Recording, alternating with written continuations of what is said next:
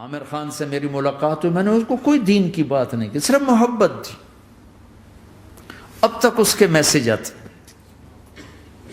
کہ میں زندگی میں کسی سے متاثر نہیں ہوا، تم پہلے آدمی ہو جس سے میں متاثر ہوں، میں نے کوئی جادو کیا، صرف محبت۔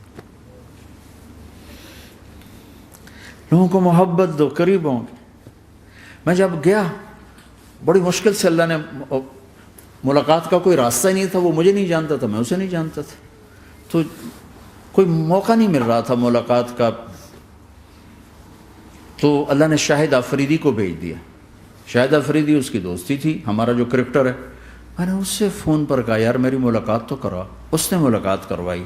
تو اس نے مجھے کہا آدھا گھنٹہ ہے، آدھا گھنٹہ۔ جب میں پہنچا میکسیمم پونا گھنٹہ، میں نے کہا ٹھیک۔ میں گیا تو وہ سہما ہوا چہرہ کہ بھئی مولانا آ گیا، پتہ نہیں کیا کہیں گے، بھئی یہ تو کیا کر رہا ہے، تو حرام کر رہا ہے، ناچ رہا ہے، گا رہا ہے، توبہ کر، ابھی تیرے لیے دوزخ کا فیصلہ ہو جائے، پتہ نہیں کیا ہوگا۔ وہ ڈرا ہوا سہما ہوا تھا۔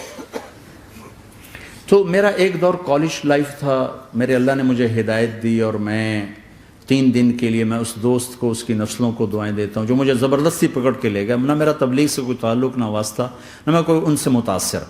ایک لڑکا تھا، بنگالی تھا، گشت کرتا تھا، لیکن میں اس سے ذرا متاثر نہیں ہوا۔ میرا دوست متاثر ہو گیا تھا، تو میں تو ان کے قریب سے نہیں گزرتا تھا۔ تو وہ اور میں اسکول میں اکٹھے آ رہے تھے، کالج میں اکٹھے آ رہے تھے۔ تو وہ متاثر ہوا، وہ 3 دن کے لیے جا رہا تھا، تو مجھے بتائے بغیر میرا ہاتھ پکڑ کے لے گیا، مجھے کام ہے چلو میرے ساتھ۔ اور میں اس کو انکار نہیں کر سکتا تھا، یہ میرا اس کا تعلق تھا۔ اب بھی اسی طرح بھائیوں جیسا تعلق، میں اس کا احسان ماں، مجھے زبردستی لے گیا۔ ہمارے پنجابی کی مثال ہے، کبے نو لت لگی وہ سیدھا ہو گیا۔ وہ جو ہوتا ہے ہنچ بیک ہوتا ہے نا، اس کو کسی نے لات ماری تو وہ سیدھا ہو گیا۔ مہربانی بھائی تیری لات سے میں سیدھا ہو گیا، تو مجھے تو وہ کبے والی لت پہ گئی۔ تو اللہ نے مجھے اس طرف لگا دیا۔ اور جب میری کالج لائف، میں نے کالج کا بہترین سنگر تھا، اسکول کا بہترین، یہ جنید جمشید کیا ہے جو اس زمانے میں یہ سارا کو ٹھا میں نے سارا کیا ہے۔ تو اب وہ بیچارہ ایسے بیٹھا ہوا، تو میں نے اس سے بیٹھتے ہی فلموں کی باتیں شروع کر دی۔ اور تھوڑی دیر بعد کہ میں نے محسوس کیا کہ فرام 60 to 72 جو فلم انڈسٹری کو جتنا میں جانتا تھا اتنا وہ نہیں جانتا تھا۔ تو اس کے اوپر میرے علم کا روپ پڑ گیا، اس کی لائن کا علم تھا نا۔ تو حیران پریشان، یہ واز تو ہو نہیں، تو کبھی دلیپ کمار کی باتیں شروع ہو گئیں، کبھی راج کپور کی شروع ہو گئیں، اور کبھی محبوب صاحب شروع ہو گئے، کبھی مدن موہن شروع ہو گئے۔ وہ آدھا گھنٹہ تو یوں ہی گزر گیا۔ تو آدھے گھنٹے کے بعد میں نے کہا جی ہمارا تو ٹائم اوور کا نہیں، اٹھیں چلے ادھر چل کے بیٹھتے ہیں۔ وہ کھانے کی ٹیبل پر تھے تو ہم وہاں جا کے بیٹھ گئے، پھر وہیں باتیں شروع ہو گئیں۔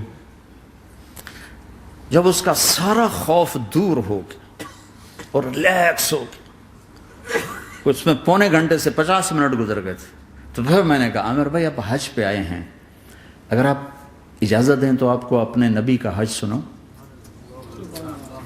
کہنے لگے ہاں جی ضرور سنائی۔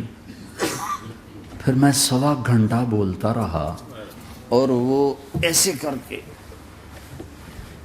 یہاں سے وہ یوں نہیں ہوا، 1.25 گھنٹہ ایسے بیٹھ کے یوں سنتا، ہلا نہیں اپنی جگہ سے۔ لوگ محبت کے بھوکے ہیں، تم فتوے دینا شروع کر دیتے۔ 2 گھنٹے کی ملاقات کے بعد جب ہم نکلے تو نیچے تک چھوڑنے آیا عامر خان۔ حج کے بعد میں نے کہا ایک ملاقات اور ہو جائے گا، ضرور ہوگی۔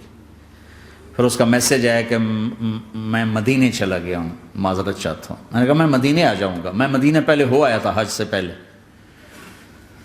تو اس نے کہا کہ آپ 14 تاریخ کو آ جائیں، 4 سے 6 کا ٹائم میں نے آپ کے لیے رکھا ہے۔ تو میں، جنید اور ایک اور ساتھی، ہم دوبارہ وہاں